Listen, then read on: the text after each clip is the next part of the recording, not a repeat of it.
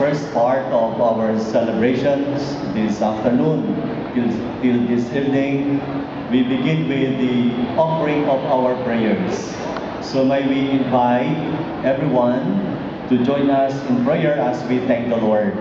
Whatever denomination, this is one big family celebration of Toshiba Incorporated Philippines. Palakpakan muna natin ang Panginoon.